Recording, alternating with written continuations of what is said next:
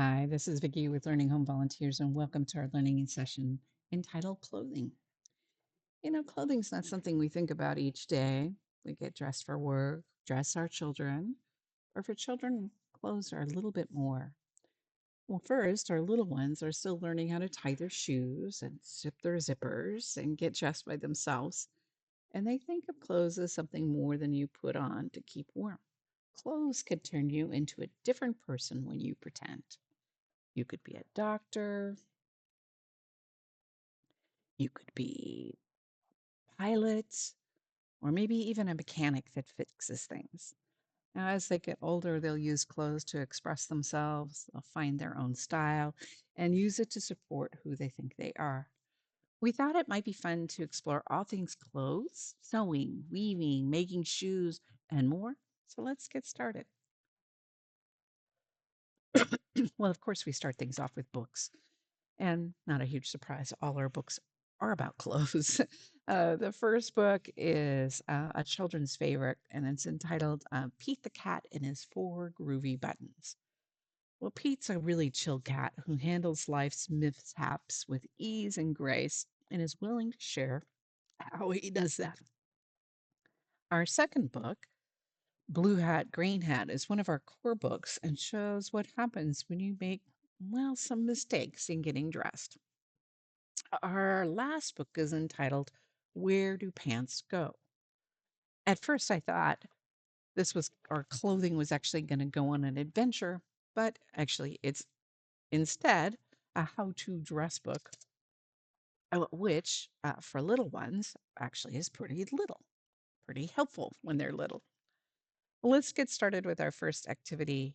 This is activity one, and in honor of the lessons we learned from Pete the Cat, we thought we could count some buttons. You have two pieces of paper that look like the one shown here, and a bag of buttons. Roll a dice. You can put the number on the dice of buttons on the shirt. You can color and draw a certain number of buttons. You can say the number of buttons that you want them to put on, maybe the number of years that they are old. Our second activity is actually learning how to sew.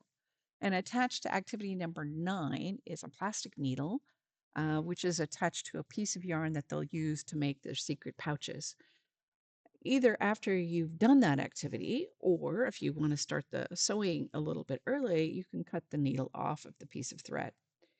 I find this exercise is really aided by you showing how you put the needle in from below and pull the needle above and pull the yarn out. Then you want to push the needle from the top of the burlap and put it down and pull from the bottom to get the yarn all the way through. We can't wait to see what your child's sewing looks like. We're going to make paper sandals in activity number 3. To start with, we want to take the piece of construction paper that you have and uh, uh, fold it in half vertically so that it's long, long, long. Next, using your shoe, you want to trace that shoe on your sheet. And after you're done tracing, it will look something like this, and you can cut it out.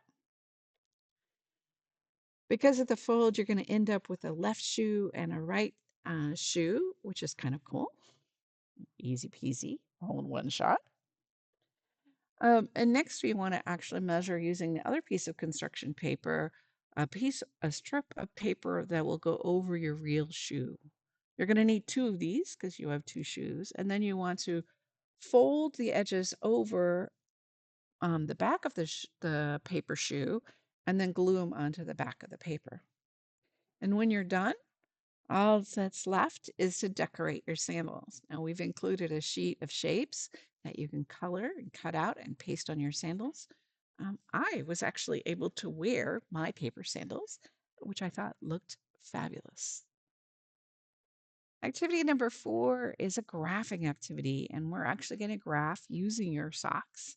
We've included a really large piece of newsprint, like he's got here. And you want to make a graph for the different kinds of socks. You can see he's doing his by color, But in my house, there was just white socks, so I did mine by size or type. I can't wait to see your graphs. Well, that's all for this week. I'll see you next week.